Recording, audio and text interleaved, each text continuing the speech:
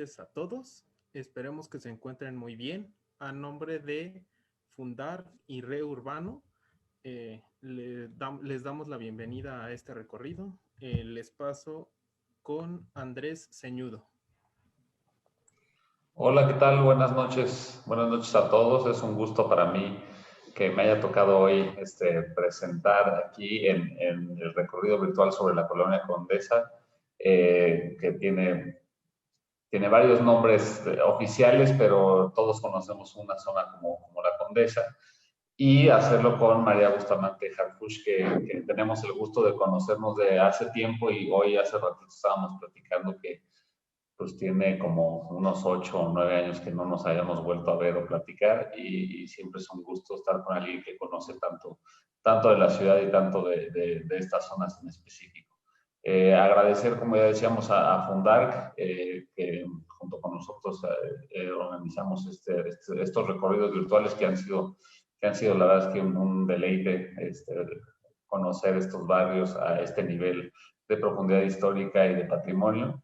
También a la Casa del Arquitecto, también agradecer también al Colegio de Cronistas de la Ciudad de México, y un agradecimiento muy especial al Foro Shakespeare, un teatro ubicado en la Colonia Condesa, para los que nos están viendo desde otros lados y quizás no han estado ahí. Ahorita, de hecho, voy a poner en el chat un código de descuento para algunas de las obras que se están presentando de forma presencial o virtual en el Foro Shakespeare. Es un código de descuento que los invito a todos a usarlo. Y bueno, ahora vamos a seguir con María Bustamante Harfuch, que ella es arquitecta, ¿no? por la Universidad Iberoamericana. También tiene una maestría en vivienda y urbanismo por una gran universidad en el Reino Unido, la AA, o la Architectural Association School of Architecture en Londres. Es catedrática también, y es investigadora y autora de varios libros como Tacubaya en la Memoria o Las Quintas de Tacubaya, libros que son sobre patrimonio, sobre crónica de la ciudad y su arquitectura. Ella es, naturalmente, como ya lo empiezo a repetir, es cronista de la Ciudad de México, también de la Alcaldía Miguel Hidalgo, de Cuauhtémoc. Ella ejerce la profesión también desde su taller, que es TEA Mazú, que es el taller de arquitectura y urbanismo. Es miembro fundadora del Colegio de Cronistas de la Ciudad de México. También es jurado, bueno, fue jurado o es jurado, no sé las fechas de esto, pero fue jurado y tutora de los jóvenes creadores en el FONCA 2020. También es miembro de la Fundación de Arquitectura Tapatía de Luis Barragán y del patronato de la Fundación de don Antonio Hackenbeck y de la Lama, apellidos que tienen mucho que ver con la colonia que vamos a recorrer hoy virtualmente. Y es presidenta de Fundark MX, la fundación cuyo fin es fomentar una cultura urbano-arquitectónica en México. Y bueno, sin entrarle de mucho más, pues la Colonia Condesa, ¿qué les puedo decir? Para mí es quizás la mejor colonia en un sentido amplio, ¿no? La Hipódromo, la Condesa. Es la mejor la mejor colonia de la Ciudad de México. Tiene todo lo que nos gustaría que se viera en más lugares. Bueno, parques lindos, bonitos y grandes, espacio público con una mejor calidad. Tiene esta mixtura de usos y de actividades que invita a pasear. Tiene edificios como los que seguramente nos enseñará ahorita María. Y bueno, yo tengo el gusto y placer de haber sido vecino de esta colonia por varios años. Ahora estoy al ladito, en la Roma Sur, pero también he tenido el gusto de ser vecino de los que no habitan ahí. He trabajado en esa zona con sus idas y vueltas por los últimos cerca de 15 años de mi vida, y eso es algo que la verdad me gustaría que todas las colonias tuvieran estas características, para que la gente que vive o trabaja en distintos lados. Y pues bueno, María, adelante y invítanos a recorrer de esta forma tan sui generis que la pandemia nos ha dado la Colonia Condesa. Muchísimas gracias, Andrés, por esta presentación. A mi persona, a la fundación, a todas las instituciones que hacen esta alianza con Reo Urbano para transmitir hasta sus hogares este recorrido virtual por la Colonia Condesa, en la cual concuerdo totalmente que es una joya. O sea, si hay algo que hay que aprender del urbanismo y de la arquitectura mexicana de calidad, es este lugar. Entonces, me encanta que se haya elegido para esta noche hablar de la Condesa. Yo también, igual que Andrés, he tenido como una relación muy directa con este sitio de la ciudad. Desde mi infancia ha sido como la colonia de la familia, porque ahí vivía mi abuela. Y pues, como ustedes saben, antes o sigue siendo una costumbre que suelen dejar a los hijos con la abuela mientras los papás trabajan y era mi barrio, era mi colonia. Entonces, tiene un doble o triple significado el poder hablar esta noche de el sitio que tanto admiro como arquitecta, como urbanista y como ciudadana de esta ciudad. La verdad es que vamos a hacer un recorrido que le va a quedar corto porque es un sitio que está lleno, así de verdad, de buenos ejemplos, de cosas que admirar y espero que se los logre transmitir a través de esta sesión.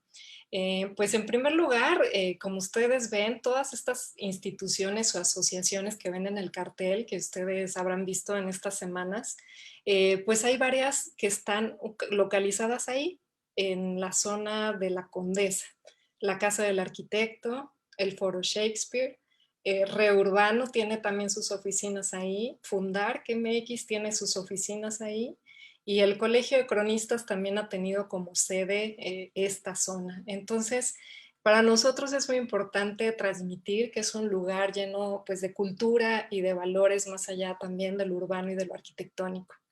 Voy a empezar este recorrido, espero que me acompañen en este recorrido paulatino por esta historia que cuenta una de las colonias, pues una de las primeras colonias, ya sabemos que hay varias que se dan en el siglo XIX, en 1850, 60, 80, como La Guerrero, La Tabacalera, Santa María la Ribera, etcétera, y que va a ser la zona de la Hacienda de la Condesa la que se va a empezar a desarrollar en 1902 con este establecimiento de las primeras colonias en los terrenos de la Hacienda de la Condesa.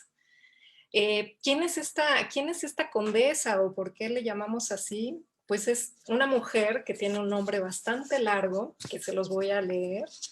María Magdalena Catarina Dávalos de Bracamontes y Orozco, la tercera condesa de Miravalle.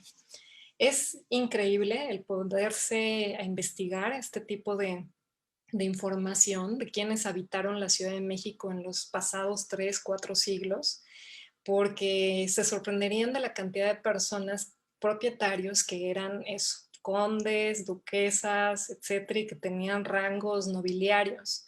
Muchos de ellos venidos de España o de otras zonas de Europa, y sorprende, de pronto yo me he encontrado algunos documentos en donde todavía ves que esta realeza se está dando todavía en el siglo XIX y XX. Entonces hemos perdido ya esta como noción de que existieron estos personajes de gran riqueza y de estos, les digo, títulos nobiliarios, pero eran personajes que realmente pues sorprende saber la cantidad de propiedades que tenían. En el caso de ella, de la condesa de Miravalle, ella nace en 1701, o sea, el siglo XVIII, y vive 77 años. O sea, casi todo el siglo XVIII ella vive. Y en ese tiempo a mí me sorprende mucho porque su historia, yo tampoco he encontrado un rostro de ella, si no obviamente se los hubiera puesto, pero es un personaje muy enigmático porque se casa bien joven, como a los 20 años ya se casa y tiene 9 hijos. Y durante ese periodo se dice que llegan a tener casi 70 haciendas en México, algunas en Michoacán y en otros lugares, como obviamente la hacienda de la Condesa en la Ciudad de México. Me parece increíble imaginar 70 haciendas, ¿no? Ser propietario de eso es inmensa la riqueza, es inmenso el territorio. También se dice que tenían unas minas en Nayarit y otras cosas por el estilo. Entonces, a mí me sorprende porque sí he llegado a tener algunos documentos donde se narra lo que era la Hacienda de la Condesa en la Ciudad de México, en los alrededores de la Ciudad de México, por el rumbo de Tacubaya, y empezarse a enterar que realmente eran miles de hectáreas que tenían sembradíos enormes de cultivos de maguey y de maíz y de muchas así legumbres y demás, o sea, un gran productor de abastecimiento de comida hacia la ciudad, y que ella, al quedarse viuda tan joven, va a ser la que administre y maneje todo este emporio de propiedades, de terrenos y de empresas. Entonces, sí es un caso muy especial, como que da para investigarla más y saber más acerca de ella. Y lo que pueden ver en este mapa es que les puse en rojo enmarcado lo que es la extensión de la Ciudad de México, el centro histórico que hoy conocemos, y les puse en azul lo que es la Hacienda de la Condesa. Como ya les he contado, alrededor de lo que era el centro histórico, todo era un territorio de haciendas o de ranchos. Y pues la Hacienda de la Condesa va a tomar mucha presencia porque va a estar en uno de los lugares ideales. O sea, la ciudad, si crece con un sentido ya de planeación urbana, se va a dar con Porfirio Díaz a finales del siglo XIX y principios del XX, y se va a dar hacia allá, hacia el poniente, donde se encuentra la hacienda. Otra hacienda importante que va a ser colindante y que va a estar arriba del círculo azul va a ser la Hacienda de la Teja. Estas dos haciendas van a ser así la mayor especulación urbana de inmobiliaria y de desarrollo de fraccionamientos que se van a dar a principios de siglo. Imagínense que realmente la extensión, o sea, si vemos como el círculo azul, es una extensión similar a la Ciudad de México, al centro histórico. O sea, eran de verdad hectáreas enormes, ¿no? Muchísimo espacio. El espacio de la Hacienda de la Condesa va a tener además un territorio pues ya plano, bastante, les digo, cercano al centro. En este plano se pueden dar mayor idea de la cercanía, digamos, de lo que es el centro. En ese círculo de arriba está enmarcada la Alameda Central, el eje que conecta con Chapultepec, con Paseo La Reforma, y ese crecimiento que se quiere dar hacia el poniente que ya les narré. El círculo de abajo más o menos enmarca lo que es la extensión de la Hacienda de la Condesa.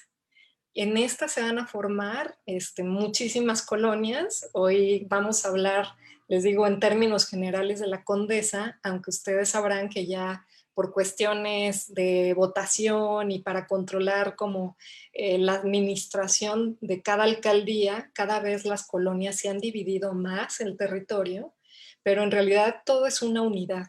Entonces uno puede encontrar la Condesa, Condesa Sur, Condesa Norte, Hipódromo Condesa, pero es todo el territorio de esta hacienda que poco a poco se fue poblando y que se fue convirtiendo en esta secuencia de colonias que son muy homogéneas, o sea que realmente uno no alcanza a distinguir en dónde ya empieza una y acaba otra, o parece una continuidad. Lo primero que se va a dar como desarrollo va a ser la parte más cercana, esta que le estoy señalando con el cursor en la parte de acá, que van a empezar a ser las colonias Juárez, la colonia Roma, etcétera, y después ya empieza a desarrollarse esta venta del gran espacio donde le estoy señalando para el hipódromo de la Condesa. La hacienda todavía existía en este borde, o sea, el casco de la hacienda todavía existía aquí, y ellos realmente todavía querían seguir explotándola, seguir pues sembrando y produciendo, ¿no? Agricultura. Sin embargo, sí vieron muy atractivo el vender ese territorio, y fue muy curioso porque al principio lo venden con la condición de que no es para un desarrollo inmobiliario. Se los venden con una, como que será un límite en esta compraventa, de que tuviera al menos 25 años de poder desarrollar este hipódromo. O sea, querían como extender ese tiempo de que todavía el campo no se fraccionara, Entonces les ponen como límite que hasta 1925 o 26 puedan entonces, si es el caso, de fraccionar el territorio. Entonces, por eso es que la Condesa se va a empezar a desarrollar más tarde, aunque empieza en 1902 como históricamente, realmente si ustedes se fijan en su arquitectura, ya es una arquitectura de los años 20, 30, la que mayor se representa, ¿no? Sí hay otros casos, pero todavía era como algo muy limitado, muy paulatino, ¿no? En esta imagen que van a ver a continuación, ahorita, no sé por qué todavía no la ven, creo. Esta.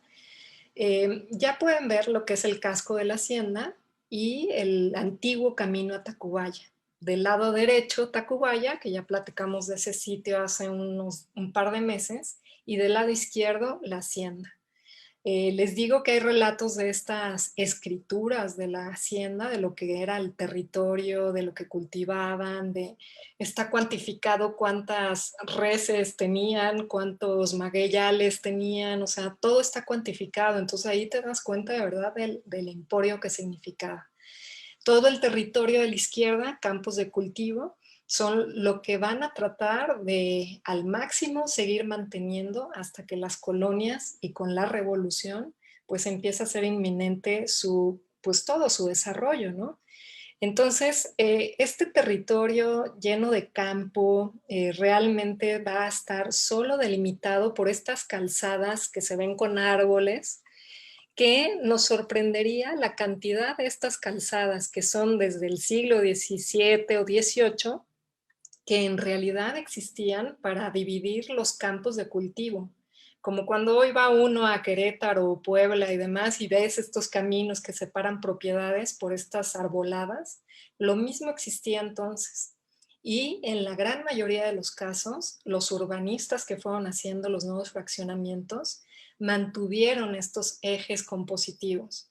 Entonces, las avenidas que para nosotros hoy es un eje vial, ya desde hace siglos pudo haber sido el camino ya existente. Entonces, es bien interesante ver la historia de nuestra ciudad para valorar lo que tiene pues tanta antigüedad y que luego no sabemos, ¿no? La siguiente imagen que van a ver es cuando ya el territorio todavía se ve como ir afuera de la ciudad. Empieza a haber este tipo de actividades o de edificaciones de usos muy particulares, como fue el toreo de la Condesa, también ubicado en su territorio, que eran estas actividades como para ir al campo, ¿no? Casi, como que no podían estar tan cerca de la ciudad, era tener animales, era tener como rancho, era estar afuera, entre la tierra, o sea, realmente así se veía este pues, edificio del toreo y así se veía también el hipódromo, como espacios de ir de campo, ir de día de campo. Si se fijan en que es está ya una especie de traza urbana de la futura colonia Roma y muy cercana la colonia Condesa. Empieza a haber esa lotificación, pero todavía mínimas construcciones. Entonces, en este mismo lugar donde estaba el toreo, es en donde se va, por ejemplo, a construir años después el Palacio de Hierro. Esa misma manzana es la que ocupa el Palacio de Hierro de Durango y pues va a ser también pues un ícono durante varias décadas, ¿no? Hasta que ya empieza a ser inminente la lotificación de lotes y pues me encanta este anuncio de ver cómo pues proponen, ¿no? El poder pagar en plazos mensuales, 1, 2 o más años, o sea, según te convenga, pero compra, ¿no? Y es increíble porque en este caso, una de las secciones la van a desarrollar Raúl Basurto y José de la Lama, junto con el urbanista José Luis Cuevas, que va a ser una de las mejores trazas urbanas que existen en la ciudad. Y van a ser exitosísimos. O sea, no solo van a desarrollar las lomas de Chapultepec, Polanco y esta zona de la Condesa e Hipódromo Condesa. Y va a ser tan exitosa que de verdad los desarrollos se hacen muy rápido.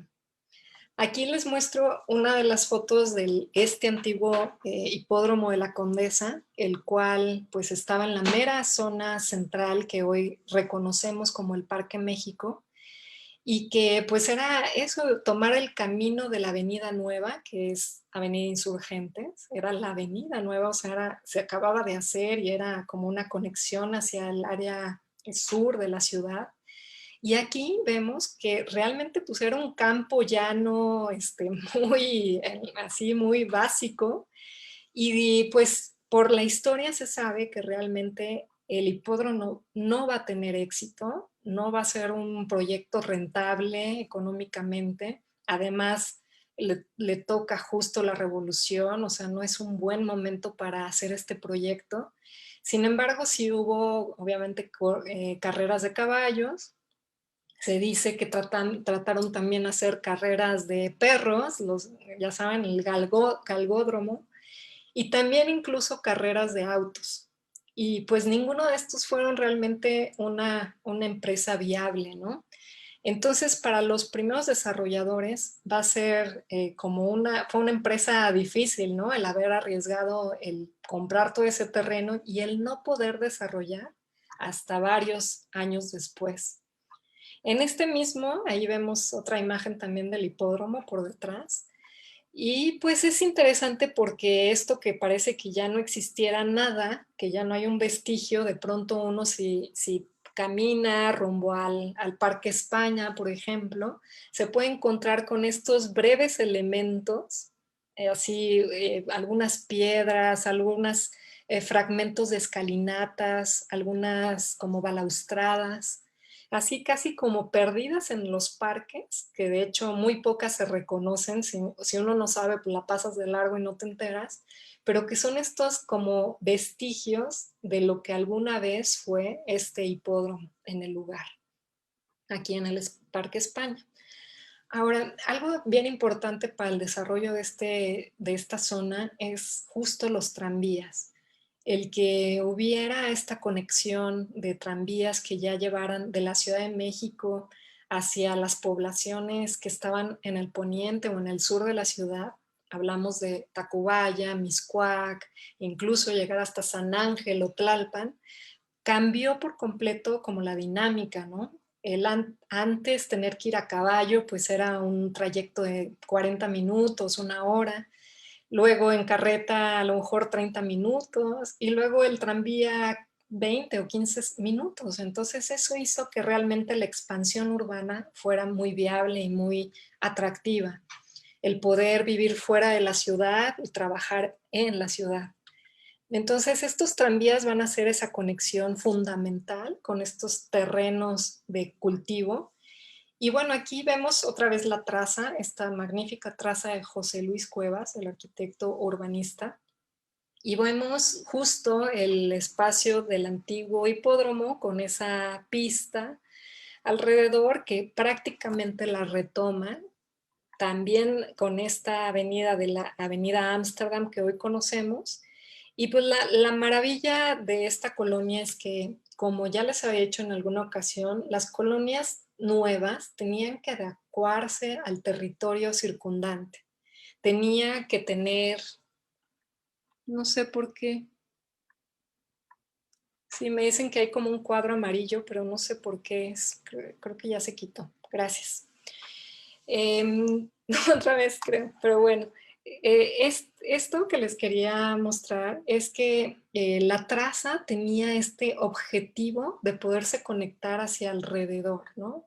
El poder dar continuidad por este tipo de calzadas a continuar a otras colonias y poderse transcurrir entre una colonia y otra sin generar barreras, ¿no? El poder conectar con otras calles. Y eso lo hace muy interesante porque hace que justo toda la trama de la ciudad se vaya intercalando y conectando. Algo que él generó también, que es muy interesante en la traza, es donde les pongo estos círculos. Es donde hay esos círculos, hay un remate importante en la traza urbana. Hay una plaza, hay un monumento, hay una glorieta, hay algo que te indica que hay algo importante, un espacio que te ubica en el lugar, ¿no? En esta imagen pueden ver ya estas primeras fotos aéreas, casi de los años 30, 1930. Muchas de estas las tomó la Fundación ICA hoy en día, Aerofoto en su momento, y empezó a generar este gran desarrollo del territorio de la antigua hacienda de la Condesa. Si se fijan, vean la lotificación y vean cómo las edificaciones están dispersas en ese territorio, sueltas completamente. Hay manzanas que apenas tienen una casa o dos, un edificio, ¿no? Apenas, todavía mucho del campo sigue teniendo la marca del caminar de la gente, ¿no? Por esos campos. Y eso pues la hace pues, realmente muy interesante ver cómo se detona y cómo en menos de 10 años prácticamente se construye casi por completo. O sea, es una venta muy rápida. Vemos que también generan estos detalles en los parques principales, como es el Foro Lindenberg y también el reloj famoso que tenía un radio, y las plazas y las glorietas, Iztaccíhuatl, etcétera, empiezan a ser muy distintivas. Todo el mobiliario urbano, el diseño de los espacios públicos y comunes empiezan a ser muy importantes porque están hechos solo para este lugar. La nomenclatura, etcétera, es única, ¿no? En el lugar. Y es estas trazas en donde una de las condiciones era que el 40% del terreno se ocupara de espacio libre para calles, andadores, camellones, parques, plazas. El 40% es muchísimo. Y eso lo logra en esta lotificación, por eso es que cuando uno recorre la Colonia Condesa realmente es una belleza ver esa, pues toda la vegetación que tiene, los espacios libres, ¿no? Y las plazas. Y aquí vemos otra vez la glorieta de Iztaccíhuatl. Aquí vemos el Parque España con la casa de Torreblanca y la hija de Elías Calles, que hoy también es la fundación de Elías Calles, y vemos la plaza que da frente al Parque España. Entonces, ahí el fondo, si también pueden ver, el toreo donde está el Palacio de Hierro. Y todo esto, bueno, hoy sigue existiendo. Esta casa ustedes la podrán ver, ¿no? Casi en Avenida Veracruz y el Parque España. Esa arquitectura tan, pues, única, ¿no? Muy inspirada en lo europeo, grandes palacios, grandes casonas que empiezan a buscar una época moderna, una arquitectura moderna que sea más adecuada, más higiénica, con iluminación en todas las habitaciones, con ventilación en todas ellas. Empieza a ver el baño ya casi que por habitación o un baño para las habitaciones compartidas. Cosas que no existían en el centro histórico, ¿no? No había ese tipo de edificaciones en el centro, ni esa posibilidad de tener jardín alrededor por completo.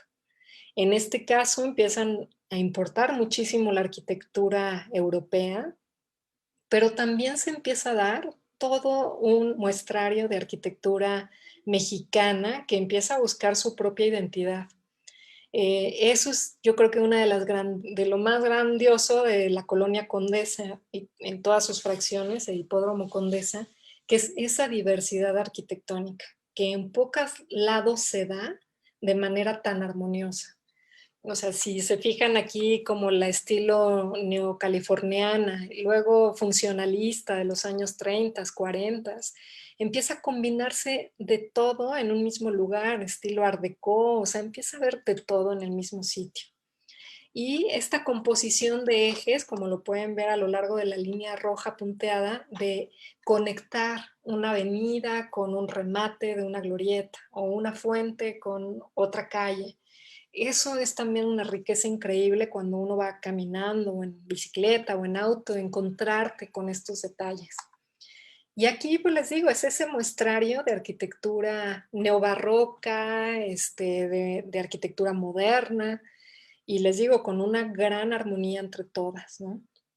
Aquí se empieza a ver otra vez este desarrollo, pero ya una saturación de la gran mayoría de las manzanas.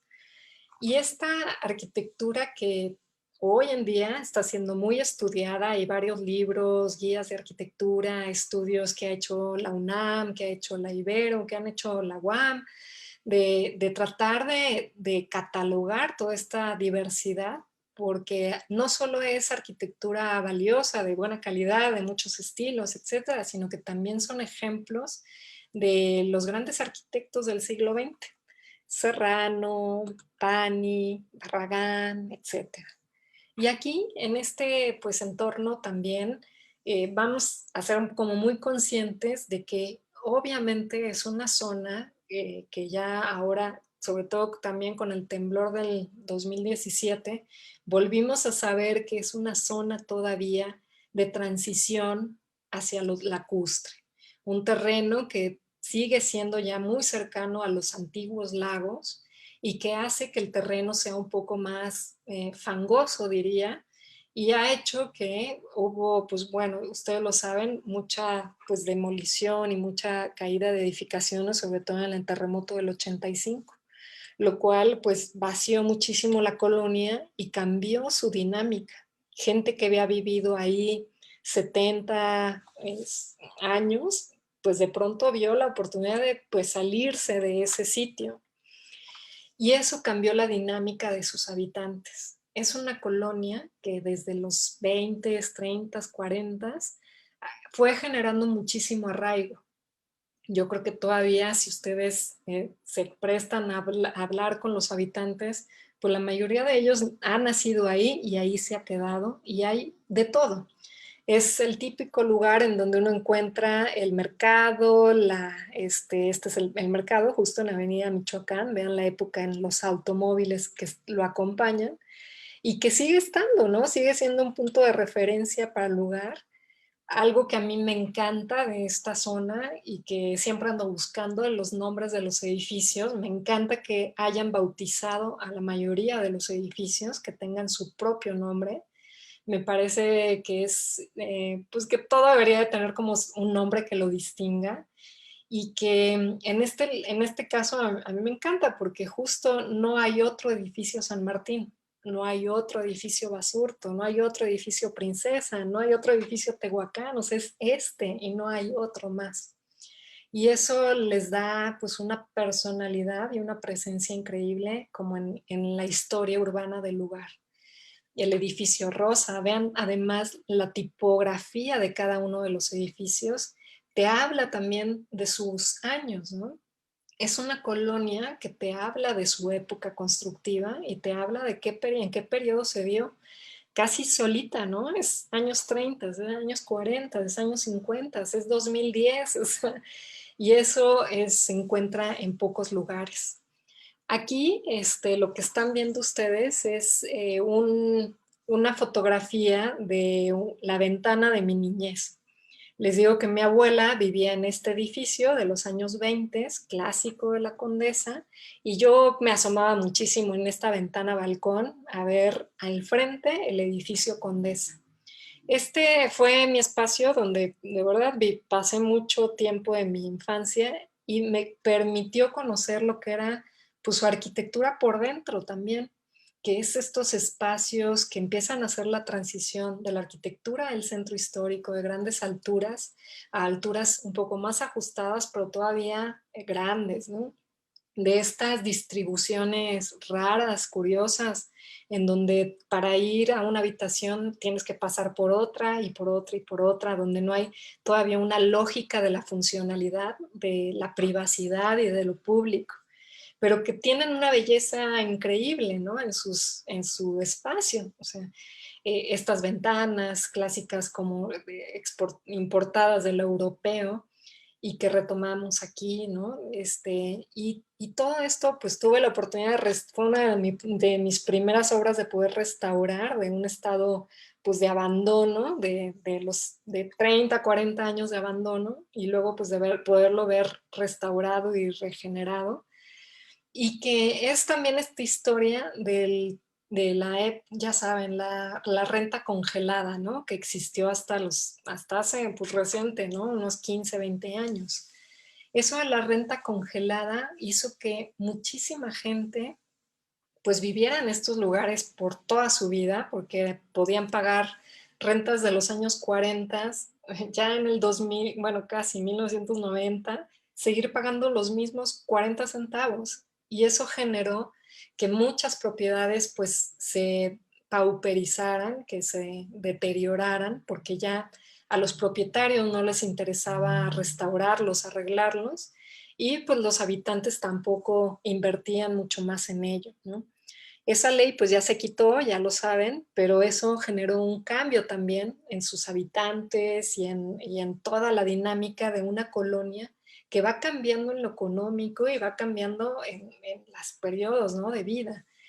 Esta fotografía es justo abajo de este edificio y que son las calles de Pachuca y Agustín Melgar, en donde está pues ya saben, este mercado que también tiene así 70 años, casi desde los años 40 ya existe.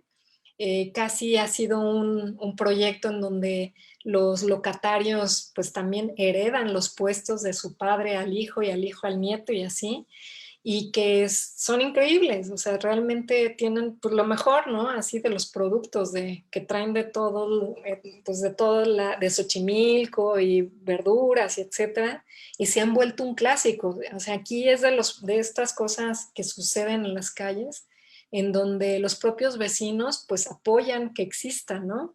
Que le hacen bien al lugar, los martes de mercado, con estos toldos rosas. Y ya les mostraba esta imagen de la corona, de la condesa, de esta panadería también histórica desde los años 40, 30 que existe, que sigue existiendo, en donde pues todavía es de estos lugares en donde pintan los vidrios cuando es la temporada de Día de Muertos o cualquiera, el Día de Reyes, etcétera, y en donde todavía encuentras estos pasteles, ¿no?, de quinceañera, y donde todavía te dicen que puedes comprar, pero solo con efectivo, y etcétera, ¿no? Y se vuelve Navidad increíblemente, que son esa maravilla de los locales originales, de los propietarios originales que siguen manteniendo estos negocios de tradición que afortunadamente perviven, ¿no? Hay muchos que se han cerrado y que han cambiado de uso, pero algunos, varios, siguen existiendo y le siguen dando esa riqueza al lugar. Otra que a mí me encanta y que pues no muchas colonias tienen, cada vez menos, es la existencia de los parques, y ya lo decíamos, de los camellones y jardines, y es toda una conexión, ¿no?, de espacios verdes, una transición de espacios verdes. En la del lado izquierdo vemos esta mano que simbolizaba como la bienvenida a la comunidad española. Como saben, hubo una gran migración a México en los años 40 y se hace esto en homenaje, y también pues el propio nombre, ¿no?, de Parque España en ese homenaje a la comunidad española que se le dio tanto la bienvenida. Y pues yo creo que no ha habido quien no haya visitado estos parques y se haya pues disfrutado como estos puentes que generaron con moldes de concreto que dan la impresión de ser troncos de madera y que empiezan a generar estos como espejos de agua y como cascadas cuando funcionan, y que realmente es un espectáculo pensándolo para un niño, es increíble lo que se generó de espacio público y que todavía se disfruta, ¿no? Estos andadores, pasos, como si casi recorrieras o cruzaras un río real, ¿no? Entre piedras. Y estos elementos decorativos que hace también el arquitecto Echegaray, que hace el monumento a Obregón en Chimalistac, o el que hace el foro Ángela Peralta en Polanco. Él también hace estos elementos del Parque México, como es el reloj, que según se cuenta también era un radio que se escuchaba públicamente. A mí nunca me ha tocado escucharlo así, pero así se dice que es, con un estilo totalmente art déco. Y vemos pues el foro Lindbergh, que también le hace homenaje a este aviador que viene a América y en este viaje transatlántico, y bueno, que fue toda una innovación, por eso se le pone el nombre, y que es un espacio también pues increíble, ¿no? De de espacio público, en donde pues se hacen eventos de todo tipo, conciertos, obras como de teatro, patinar, etcétera, ¿no? Entonces, esta es la grandeza de esta colonia que la hace tan atractiva y tan llamativa. Como toda colonia también tiene varias iglesias, algunas de las más representativas pues es, por ejemplo, esta de la Coronación. Antes, antigüita, estaba así toda como de estilo colonial y pues era mínima, chiquitita, y tiempo después hacen una gran edificación muy moderna y contemporánea que está, o sea, la iglesia chiquita se quedó aquí, en un fragmento, en una esquina junto al Parque España, y pues pueden ver cómo realmente la arquitectura moderna se impuso muchísimo, pero también es un ejemplo pues muy interesante de estas nuevas iglesias con esta visión en donde todos son como una comunidad, en esta como idea nueva del Concilio de Trento, en donde no el padre ya ve de frente, es como una comunidad redonda, o sea, ya es una concepción muy moderna. Vale la pena entrar a ver esta iglesia que tiene 2 capillas, una abajo, de una altura muy baja, también en forma redonda, y otra en la parte superior con un gran techo de madera. Vale la pena entrar, verla, y lo mismo existe con la otra iglesia de Santa Rosa de Lima, que también pues tiene ya el estilo más neoclásico. Yo creo que ambas las han visto, están en Alfonso Reyes, etcétera. Y bueno, aquí la otra parte que para mí es muy importante como en mi historia personal y la que me hizo de verdad hacer conocer más la zona fue el que yo vivía en este edificio que está en ese recuadro rojo del lado derecho, en el Parque México, y que fue una fortuna porque yo pasaba antes por la zona y decía, híjole, me encantaría vivir en ese edificio, me encantaría vivir en ese edificio. Siempre lo veía y me gustaba muchísimo, que es este edificio que se llama el edificio Hipódromo. Dice 1929 y era pues para mí un ideal así, ¿no? Y dice, qué lindo está. Y curiosamente un día buscando en el periódico en segunda mano, o en estos típicos pues, de información básica, decía edificio hipódromo, muy iluminado, antiguo, tal. Pero la verdad es que el anuncio así muy básico decía que se vendía y ya. Y yo dije, pues una de dos, o está hablando del edificio hipódromo que a mí me encanta, o está hablando de un edificio en la colonia Hipódromo.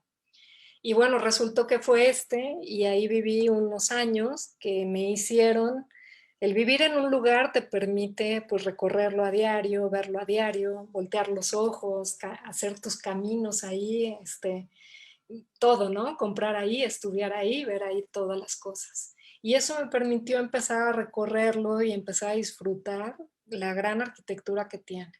Los detalles, está llena de detalles. O sea, si hay una colonia que puedes voltear a donde sea y encontrar así exquisitez de detalle, es aquí. Y como les digo, de todos los tiempos.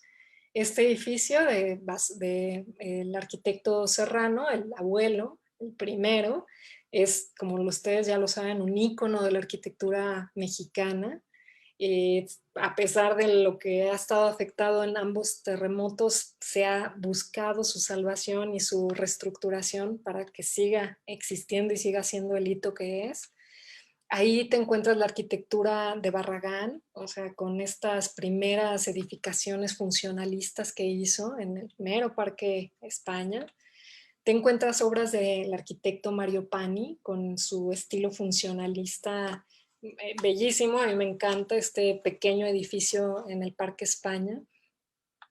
Y así de todos los grandes. Juan José Díaz Infante, que lamentablemente empezaron a desmantelar y prácticamente está en la ruina actualmente, que es este arquitecto pues como futurista, el que hizo la Tapo, la Bolsa Mexicana de Valores, etcétera. Esta era su propia casa, su espacio experimental y que pues lástima que se permitió esa como desmantelamiento casi total.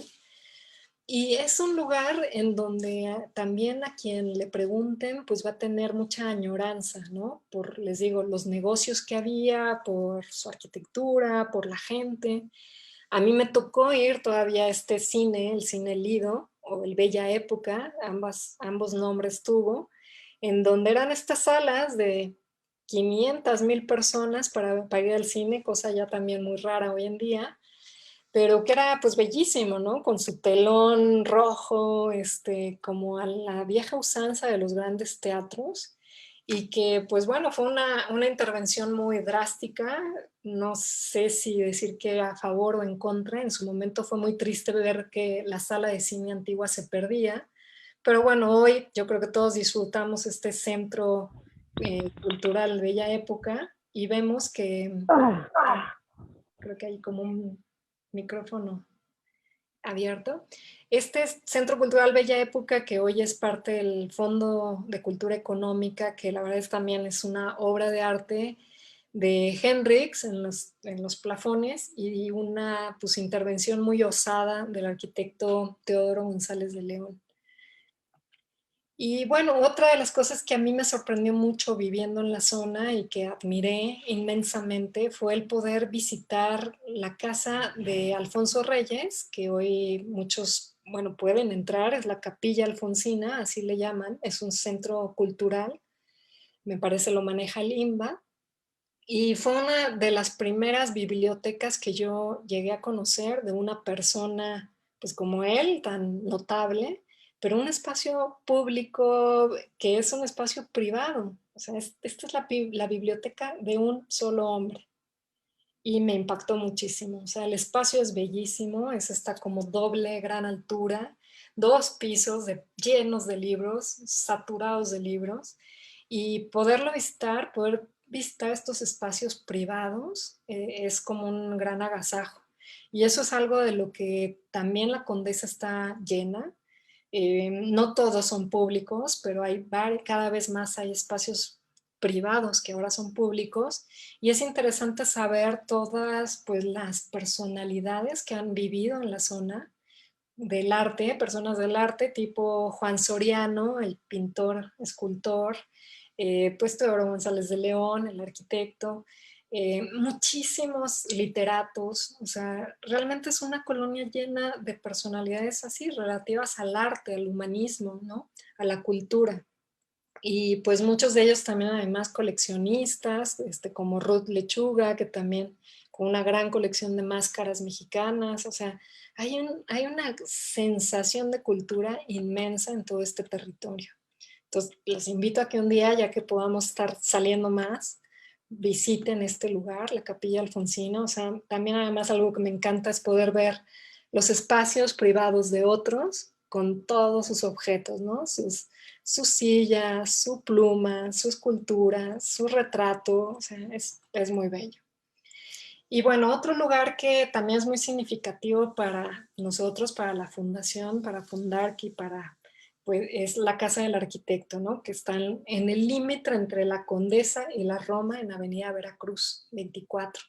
Y que es esta edificación que compra el arquitecto Carlos Lazo en los años 40 y que la va a convertir en un espacio destinado para los arquitectos.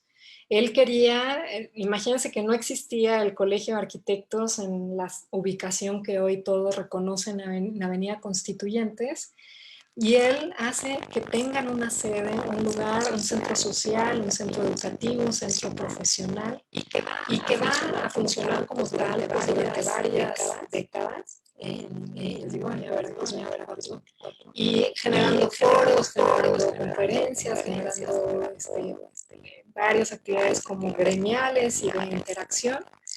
Y pues este lugar hoy en día está bastante transformado, pero yo creo que una de las labores más encomiables es la que se realizó en el terremoto en el 2017 para conformar todo un grupo de brigadas que podían apoyar a toda la gente que tenía afectaciones en sus casas o edificios, el poderlos orientar si pues corrían riesgo o estaban a salvo en su ubicación. Y pues hubo una ayuda increíble, más de 7,000 personas se reunieron en menos de 3 semanas, ayudando, capacitándose y yendo a los lugares a ayudar. O sea, y esa es una de las labores yo creo que más importantes que ha logrado este espacio de la Casa del Arquitecto, donde desde hace casi 3 años y medio el Colegio de Arquitectos de la Ciudad de México y la Sociedad de Arquitectos de México le dieron espacio a la fundación, a Fundark MX, para hacer ahí la agenda de actividades que ustedes han visto en estos últimos años, y donde se tiene una biblioteca importante de contenidos de arquitectura y de urbanismo de México y del mundo.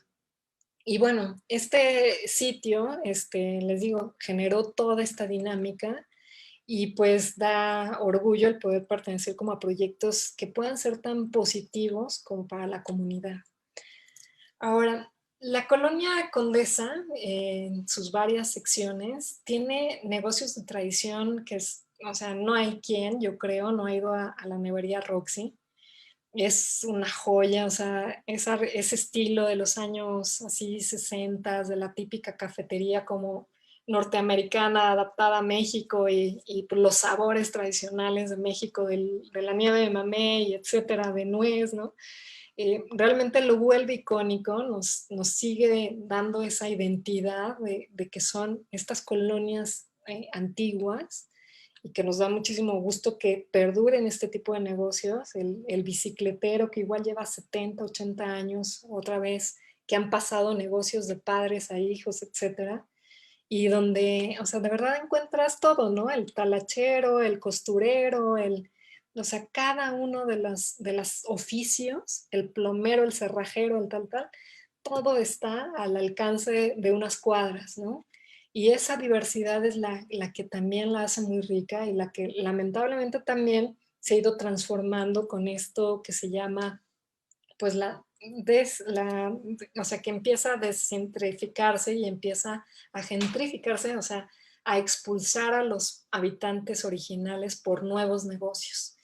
Esto le empezó a pasar mucho a finales del siglo XX, principios del XXI, cuando empezaron a cambiarse los negocios, pues, del antiguo mercado por un nuevo café, y pues dentro de ellos hubo muchos muy exitosos, ¿no? El café, la Fonda La Garufa, el Café La Gloria, varios restaurantes que empezaron a detonar este cambio y a generar pues una atracción por un nuevo comercio, una nueva forma de que ya ciudadanos de todos lados de la ciudad venían a pasar aquí el rato, o a comer, o al bar. Ya saben, hay varios bares que son como icónicos, el Pata Negra, etcétera.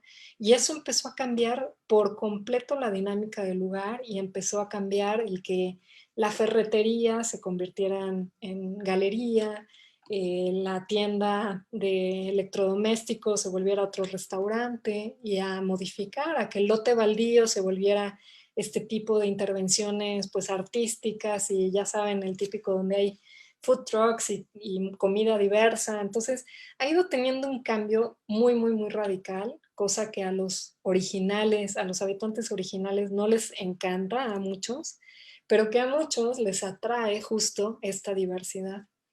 Y en esta mezcla, pues sigue habiendo estos negocios como muy especiales, como el Centro Cultural Silvia Pasquel, o el propio Foro Shakespeare, que también está en alianza en este evento de hoy, que van generando una nueva historia, ¿no? Una historia de 20, 30 años de generar cultura desde otro punto de vista, de generar nuevas memorias en sus habitantes, y en volverse también como íconos, ¿no? O sea, cuando se empezó a hablar de que podía pues ya cerrar definitivamente el Foro Shakespeare, hasta se armó como tratar de ayudar a que se salvara, ¿no?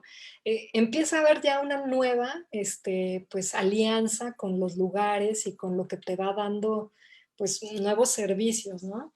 Esta imagen, por ejemplo, del Plaza Condesa, que como ustedes saben, ahora es de grandes espectáculos y conciertos a todo volumen. A mí me tocó ir a este plaza cuando era todavía cine de 1,000 o 1,500 espectadores. Un cine, ¿no? Eso es impresionante, cuando hoy vemos salas que puede haber 20 personas, ¿no? Entonces, imaginar cómo ha ido cambiando pues todo, la tendencia, los usos y demás. en esta imagen también lo que les quiero mostrar es cómo todo, o sea, todo es parte de la historia, ¿no? Y todo tarde o temprano también se vuelve historia. Este edificio que durante muchos años estuvo abandonado, que fue intervenido por el equipo de Javier Sánchez y su empresa, arquitectos, para hacerlo un hotel, pues cambió también otra vez la dinámica del lugar, de ser residencial, a empezar a permitir otro tipo de usos y a rescatar esta arquitectura con nuevas intervenciones muy contemporáneas que le han dado otra vez pues una nueva vida al lugar, ¿no? Con arquitectura, les digo, nueva y pues poderosa, ¿no? Así se ha ido transformando pues muchos lugares en casi toda la colonia Condesa. Les digo, a veces para bien, a veces para mal, y para todos hay algo bueno, ¿no? Algo que es sorprendente también es que justo este énfasis que tiene de sus habitantes con la cultura ha generado este famoso corredor cultural Roma Condesa y que ha generado el poder proyectar estos distintos personajes, instituciones, museos y actividades distintas tomen relevancia o tengan un punto de difusión de todas las actividades, les digo, artísticas y lúdicas que existen en el lugar. Y bueno, otra realidad es que también con estos cambios de negocios y de arquitectura y así, también es inminente la demolición del patrimonio. Ha estado transformándose. Sin embargo, quizás es esta, la colonia Condesa y la colonia Roma, vecina, donde más sus vecinos son extremadamente participativos, extremadamente denunciantes y defensores de su patrimonio, y también es un lugar en donde gran parte de este patrimonio está catalogado, está protegido, un gran número de inmuebles está enlistado dentro del INBA para protegerlos, ¿no? Para cuidarlos. Y a mí algo que me encanta, pues realmente es que, les digo, si ya salen a las calles, que les digo todavía no, cuídense, cuidémonos todos por el COVID que sigue muy activo, pero cuando salgan a las calles, y sobre todo en colonias como esta, vean los detalles. La colonia Condesa, en su gran mayoría, tiene estos basamentos en la banqueta con estas aperturas de ventilación en los sótanos. Muchas veces no es que haya un sótano, a veces sí lo hay, o sea, sí hay una edificación abajo, que a veces se usaba como para bodegas o a veces cuartos de servicio, etcétera. Pero muchas veces es simplemente dejar una ventilación para que la duela que ya empieza en este nivel de arriba pueda ventilar y no se genere humedad o no suba la humedad hacia las casas. Eso nos recuerda otra vez este espacio de territorio de transición con lo lacustre. O sea, son espacios, si hay una obra nueva, la excavación para la cimentación puede tener agua 1 metro abajo o 1,5 metros abajo y hay muchísima agua. Entonces nos da idea de por qué existen esos detalles, ¿no? Vean el cielo, o sea, me encanta ver este tipo de cosas, de estas en redes de cables hacia el exterior y en la superficie y por todos lados y cruzando de maneras increíbles, a veces organizadas y a veces aleatorias. Y esto también es algo que se ha dado en este último, en el siglo XX, XXI, ¿no? Con nuevas instalaciones, nuevas líneas de red, nuevo internet, nuevo teléfono, nuevo cablevisión, y son estas constancias también de la historia contemporánea. Vean, a mí me encanta observar los detalles de la tipografía, ya lo había dicho, cuando los edificios tienen nombre, pero también te lo encuentras hasta en la propia dirección, en el número, Veracruz 18, o sea, es una belleza ver la tipografía. Ver los murales que se están generando en muchos lados de manera también mágica y sorpresiva, te lo puedes encontrar en cualquier espacio de muro de colindancia o de azotea, cómo la gente está interviniendo el espacio público y el propio mobiliario urbano, a lo mejor lo puso la delegación para poner, no pisar el pasto y alguien por atrás le pone esta pues imagen, ¿no? El chicharito, o sea, está llena de intervenciones la colonia Condesa. Y así también uno se encuentra que hay este tipo de pues de imágenes de estas esculturas que nos recuerdan hechos históricos, que esta es como una batalla en Veracruz y que está ahí, justo en la avenida Veracruz. Y vemos eso, el pasar del tiempo a través de su arquitectura. Edificaciones de principios de siglo, totalmente europeas. Vemos de los años 30, muy de estilo Art Deco, pero también retomando estilos como de la arquitectura vienesa de los años 20 y 30, la arquitectura neobarroca o neocaliforniana. Vemos estas casas de campo que todavía dejan el perímetro con gran jardín alrededor en la calle de Mazatlán, por decir. Empiezan a ver estas edificaciones contemporáneas de arquitectura, les digo, de finales del siglo XX o principios del XXI, que empiezan a querer dialogar con nueva arquitectura en un entorno pues ya muy consolidado de otras épocas, pero tratando de adaptarse, obra también del arquitecto Javier Sánchez, y está llena de detalles de los distintos periodos. O sea, basta con recorrerla un poco para entender cuándo se fue dando, en qué momento y por qué y quiénes participaron y cómo vivían. Y bueno, a mí me encantan este tipo de vestíbulos que se generan en las entradas de las casas, ¿no? De los edificios, el detalle en los portones, el que generan un gran vestíbulo al interior, el que tienen estos balcones, la madera, los detalles de los mosaicos, el uso de la herrería todavía en estilo Art Deco. O sea, hay una de detalle, de verdad que casi si uno va viendo uno por uno cada edificio, te llena de información. Estilo de los años 50, 60. Y lo más increíble es que sí es una colonia en donde de verdad las distintas etapas se han sabido fusionar o se han sabido dialogar. Se siente un diálogo entre ellos a pesar del paso de las décadas. En algún momento en la fundación quisimos hacer una exposición, de hecho la tenemos como pendiente de querer retomar todas estas ventanas y rejas y puertas que están llenas de diseño y hacer una exposición con ellas. Un día se los mostramos, pero es como esa, darle su valor de que cada una fue diseñada especialmente para ese edificio.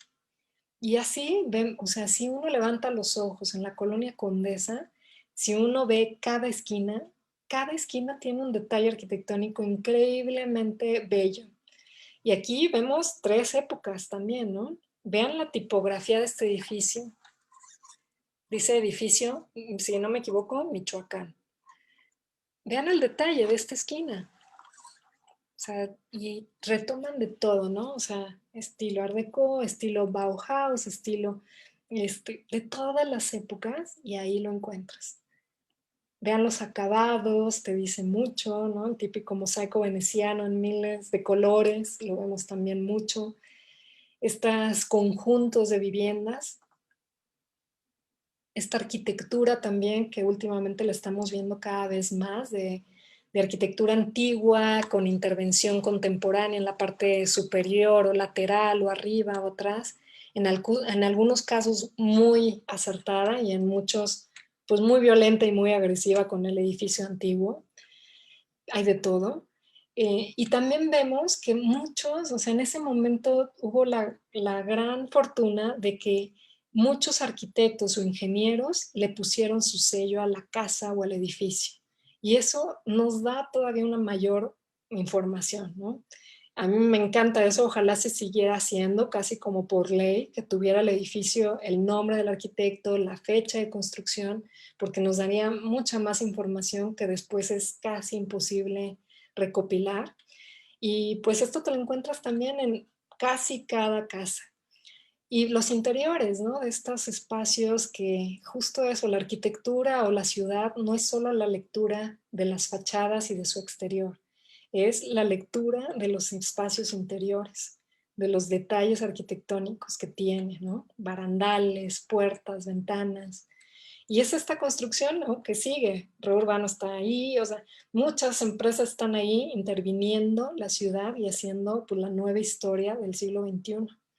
La Condesa es de los pocos lugares en donde les digo, se diseñó el mobiliario, las lámparas integradas a la banca, los letreros al parque, los letreros educativos, ¿no? De por favor no tire la basura, o por favor no pise el pasto, o la buena educación se distingue en las personas, o sea, todo es realmente como de otra época, obviamente, ¿no? Pero bellísimo encontrar y lleno de este tipo de detalles arquitectónicos en fachadas, ¿no? A donde uno mire va a encontrar detalle. Y bueno, cierro esta plática con una última pues historia que también es muy cercana a mi vida y a la de la fundación, que es la del edificio Condesa. Es uno de los edificios más icónicos de la colonia, lleva su propio nombre, y pues es este gran edificio que ocupa toda una manzana, muy bello por su exterior, yo creo que todos lo han visto una u otra ocasión, en la avenida Mazatlán, Pachuca, Agustín Melgar, y ya no me acuerdo, me falta una, la calle de atrás, pero es toda una manzana que ocupan 216 viviendas, pero que en realidad uno no siente esa densidad por la belleza del proyecto. Aquí, hoy en día, en lo que era antes un gran jardín público y del conjunto del edificio Condesa, hoy se levanta una gran torre que ustedes seguramente han visto, justo en Mazatlán y Agustín Melgar. En este conjunto, pues hay una historia muy bella, o sea, es un edificio que lo manda a hacer George Cook a un inglés que se llama Thomas Gore en 1911 y que se tarda casi 15 años en culminar, porque también otra vez le toca la revolución y hace un conjunto pues de los más bellos que hay en la ciudad de vivienda, ¿no? Para quien, bueno, hay historias donde se sabe que es de los primeros edificios donde tenía como un conmutador, o sea, una central telefónica, casi como si fuera de hotel, en donde había recepcionistas que comunicaban con los distintos departamentos. Era un lugar en donde había pues los primeros coches, como vieron en la foto anterior, y podían tener así los choferes. La idea era que sí sus primeros habitantes pues eran personas extranjeras en su mayoría que venían a trabajar a México y que tuvieran como las mejores condiciones. Muy inspirado en la arquitectura inglesa, realmente también es de los primeros que empieza a tener luz eléctrica, agua caliente, todos los servicios de instalaciones y que pues funciona un poco como en esta idea de hotel, ¿no? Que sí tenían como su conjunto de personas que los atendían o que los ayudaban. Hoy en día el conjunto, les digo, tiene la torre construida en este solar, jardín antes, y esta calle interna hoy es un estacionamiento privado del conjunto. Sin embargo, en este lugar, les digo, desde el edificio de enfrente donde vivía mi abuela, yo veía esta ventana y un día apareció el letrero de que se vende condominio. Y es cuando me enteré, porque pudimos tener ahí ya nuestras oficinas en esta ventana que ven, y en donde me enteré de la historia increíble que guarda un conjunto de vivienda en donde sus vecinos han hecho que se preserve su arquitectura, su mantenimiento, su historia y su valor. Imagínense que en los años 80, de 85, cuando ocurre el terremoto, y ya les dije que hay un gran vacío de la colonia, de la gente que por temor se va, el propietario de este conjunto decide venderlo y los que vivían como inquilinos en ese momento deciden comprarlo en una copropiedad. Todos los inquilinos que llevaban 30, 40, 50, 60 años rentando deciden comprar. Y entonces, entre todos, empiezan a hacer una nueva regeneración, una nueva restauración, una nueva preservación de esta gran manzana. Y lo logran mucho a partir de la renta de los locales en planta baja. Eso permitió el que se mantuviera y el que hoy en día pues, sea uno de los conjuntos mejor preservados. Aquí ven el departamento justo recién adquirido, todavía como muy oscuro y así, y la intervención que hicimos que lo volvió a la vida. El tener aquí la sede de nuestras oficinas, pues nos ha permitido todavía tener más arraigo por esta colonia, que es la Condesa, valorarla, admirarla, todo, su vegetación, sus calles, sus camellones, la posibilidad de salir, andar en bicicleta en los alrededores, porque prácticamente es una colonia plana, el ver esa arquitectura magnífica y su gente. Entonces, yo los invito a que, les digo, ya sea ahora con todo cuidado o más adelante que haya pasado la pandemia, la recorran, pero con estos ojos abiertos de voltear a ver hacia todos lados, porque esta colonia en todos lados tiene detalle. Muchas gracias. Muchísimas gracias, María, por este increíble recorrido por la Condesa.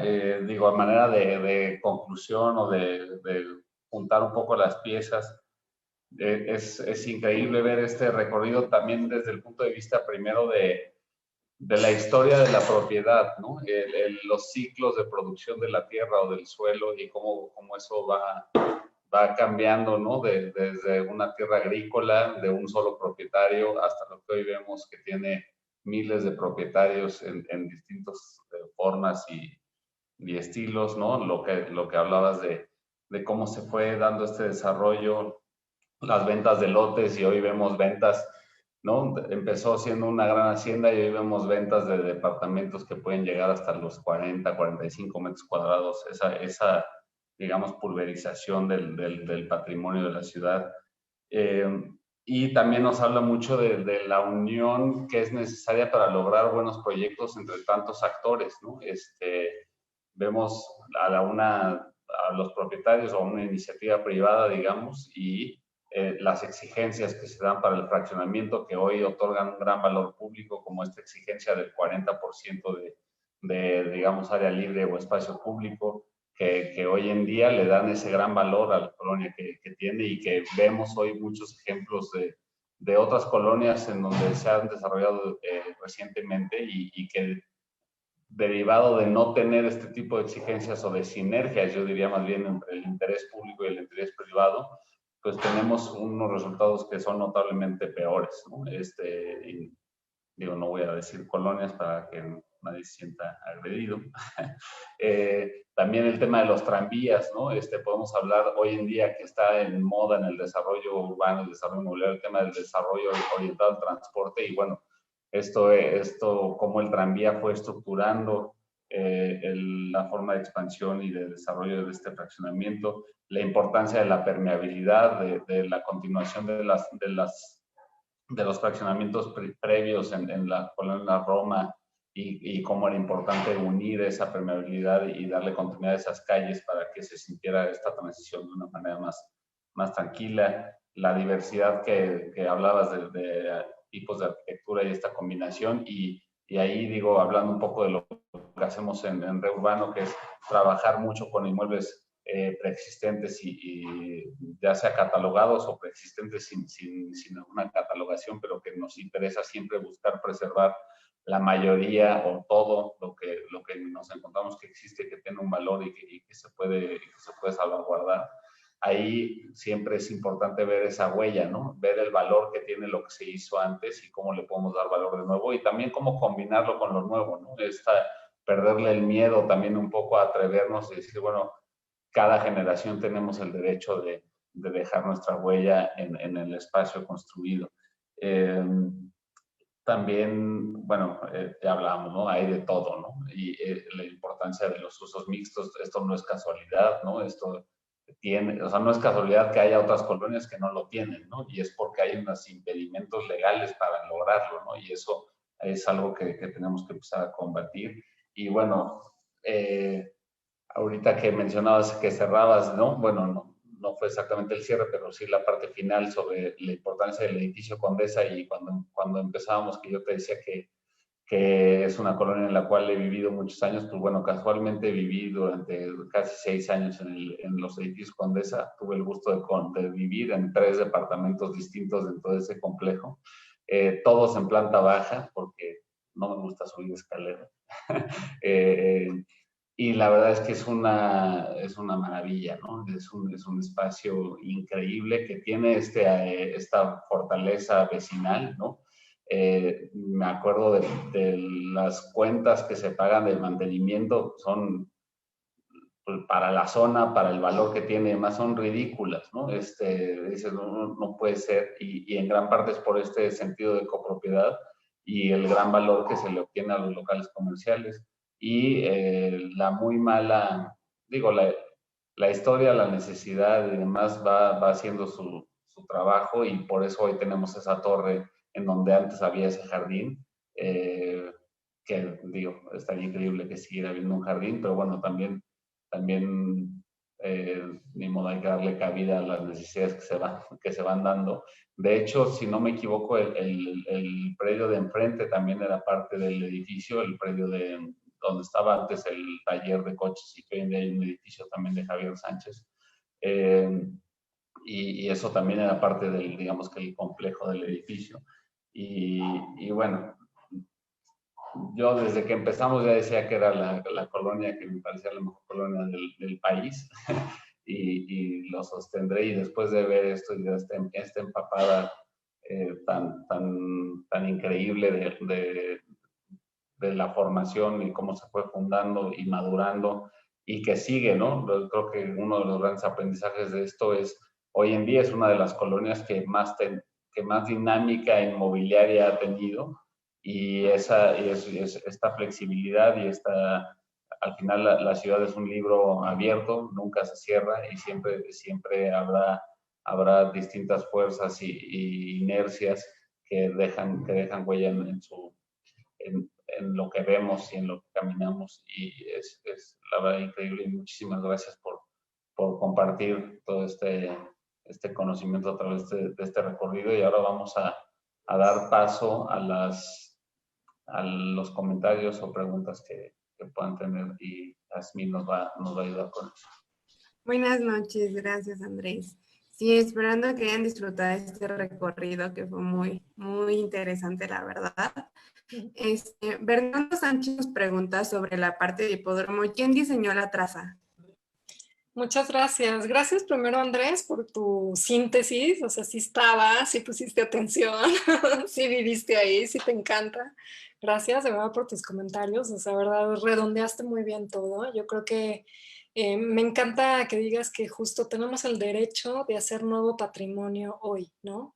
O sea, sí está muy bien rescatar, preservar, valorar todo lo que tiene bueno, pero también podemos hacer cosas que queden para la posteridad y poner la marca del siglo XXI, ¿no? Haciéndola igual, vigente y disfrutable esta colonia. Gracias, Jazmín, también por la pregunta, y pues la respuesta, Bernardo, creo que la dije 2 veces, que es el arquitecto urbanista José Luis Cuevas. Él mismo diseñó la traza de la bellísima colonia Lomas de Chapultepec, que esperamos platicarles de ello un poco más adelante, y también hizo la de Colonia Polanco. Entonces, un gran urbanista que tuvimos en México. Sí, y Christopher Porras también nos pregunta, ¿siguen habiendo muchas casas o edificios antiguos hermosos que estén abandonados en la zona? ¿A qué se debe eso y cómo se logra recuperar esas propiedades? ¿Esa es respuesta para Andrés? No, es para Christopher Porras. Bueno, es que es todo un tema, ¿no? ¿Quieres decir tú, Andrés? Y ahorita si quieres, le entro. Bueno, a nosotros nos ha tocado la experiencia de lidiar con esto, y es un, ¿cómo llamarle?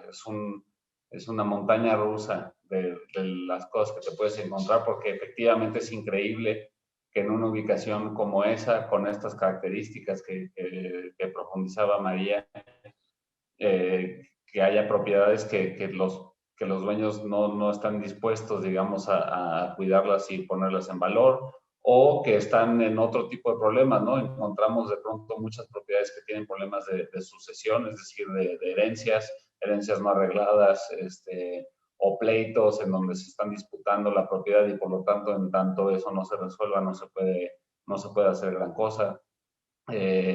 También casos en donde de pronto quizás los propietarios ya no viven aquí o están en otro lado y no están tan pendientes de lo que sucede, y entonces ahí es donde suele haber una buena oportunidad para para entrar y ofrecerles algo que pueda generar un mejor valor tanto para ellos como para la comunidad y como para quien esté dispuesto a arriesgarse a hacerlo.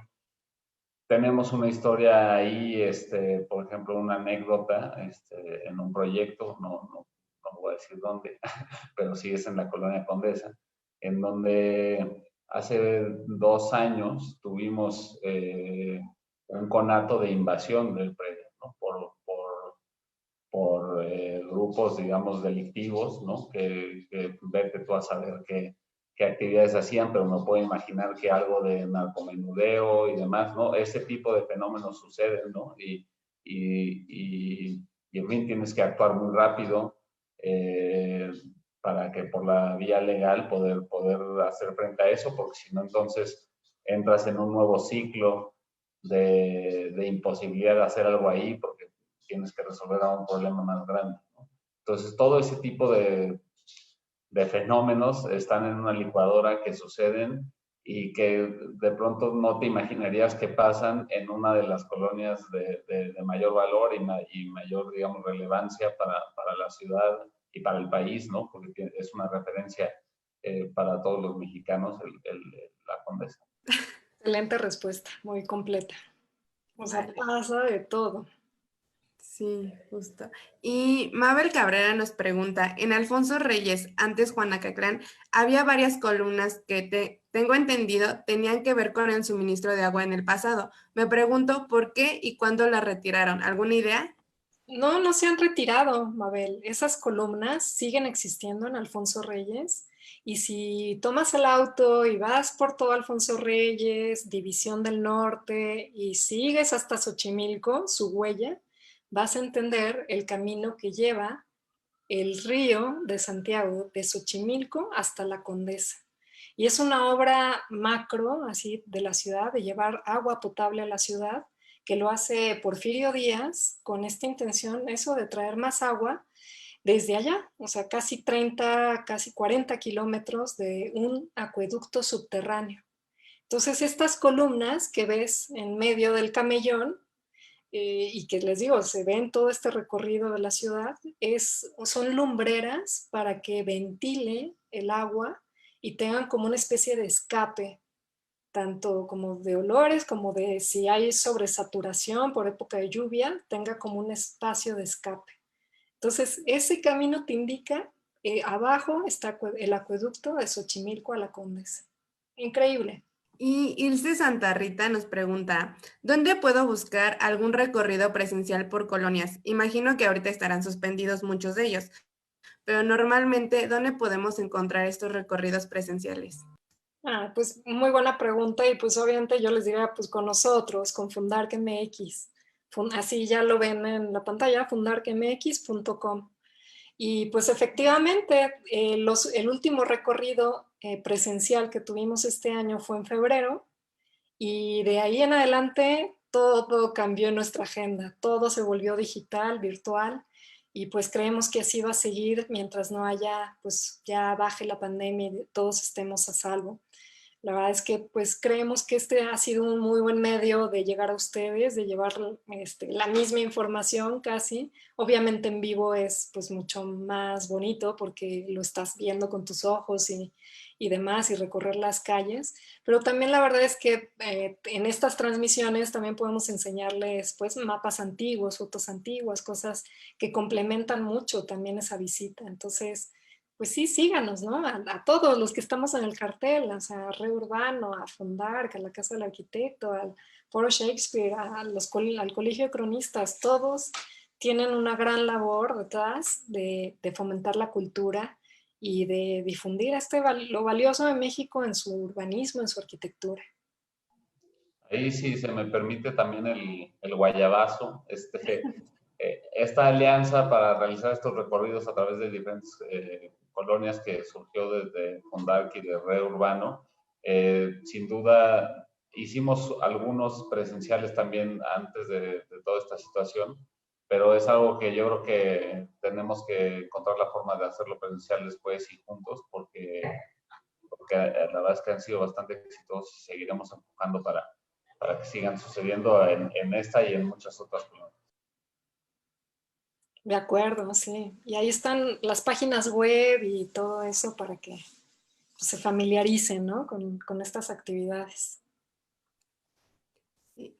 Luis Ángel también nos pregunta, ¿cómo es que se decide realizar una intervención, remodelación o restauración en cuanto se refiere a este patrimonio o la recuperación de un edificio histórico? No te entendí bien, Jazmín, al inicio. ¿Cómo que? ¿Cómo es que se decide si realizar una intervención? O sea, ¿cuáles son como yo supongo los parámetros que dicen si sí se realiza ese tipo de intervenciones hacia los... Es buenísima pregunta, ¿eh? Porque, digo, en primer lugar, ¿cómo sé que algo vale? Tal vez para mí algo es muy valioso y lo veo bello y para otro puede ser horrible y no lo entiende. Entonces, tener una cultura urbana y arquitectónica es como algo que nos hemos abocado a tratar de transmitir para toda la ciudadanía. O sea, todos debemos de entender nuestra arquitectura y entender nuestra historia. Y entre más la conozcamos, más la valoraremos y más la preservaremos. Es increíble que justo no todos saben cómo intervenir o qué sí intervenir y cómo hacerlo. Incluso arquitectos. O sea, hay muchas generaciones de arquitectos que no saben abordar el tema de la arquitectura pues, histórica o patrimonial. Entonces sí requiere de un conocimiento y yo diría el primer acercamiento como vecino, como ciudadano, es que te acerques a ver cuál es su patrimonio. Y hay páginas web que te lo dicen, la propia alcaldía Cuauhtémoc te dice cuál es su patrimonio, o las páginas de la CEDUBI, la Secretaría de Desarrollo Urbano y Vivienda, o el INBA, y hay libros publicados de cuáles son esos edificios relevantes y por qué, quién lo hizo, en qué época, cuál es su estilo. Entonces, entre más uno sepa y se vaya familiarizando con eso, mejor sabrás tener la respuesta de qué vale y cómo conservarlo.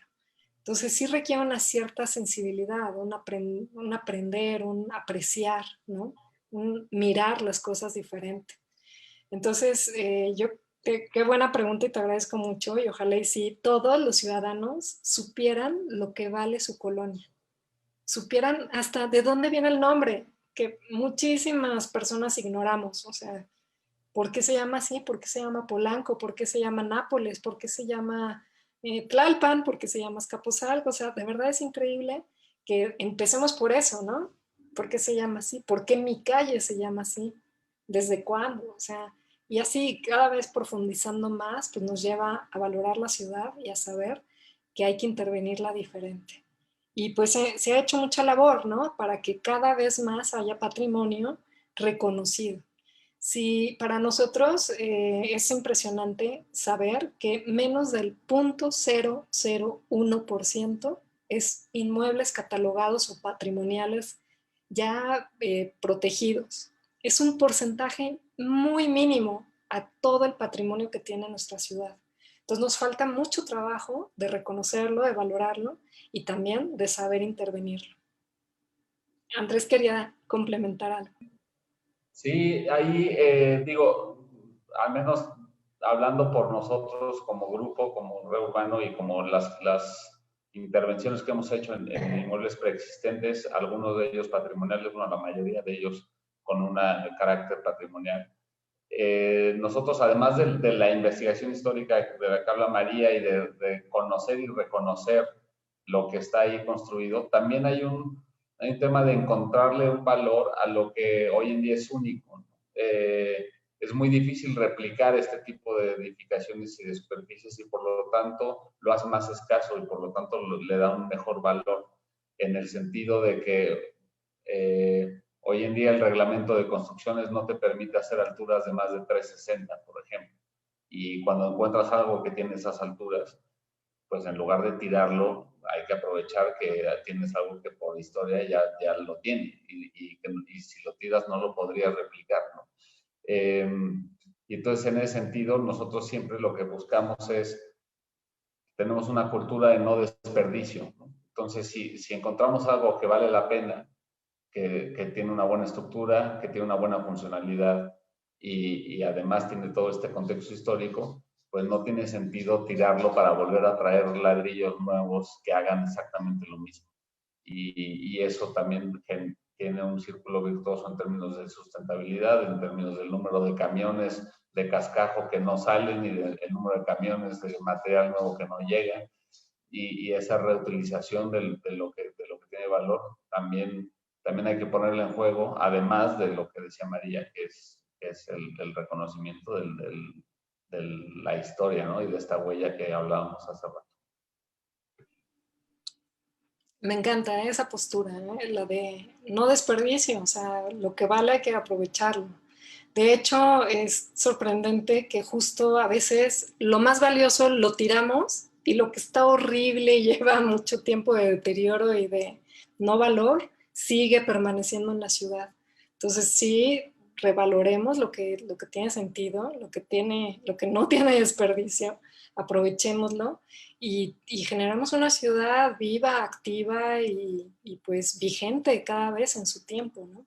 Voy a leer una última pregunta y creo que con esto cerramos. Y las demás preguntas los invitamos a dejarlas en nuestras redes sociales de Fundar Urbano y ahí les daremos respuesta a todos.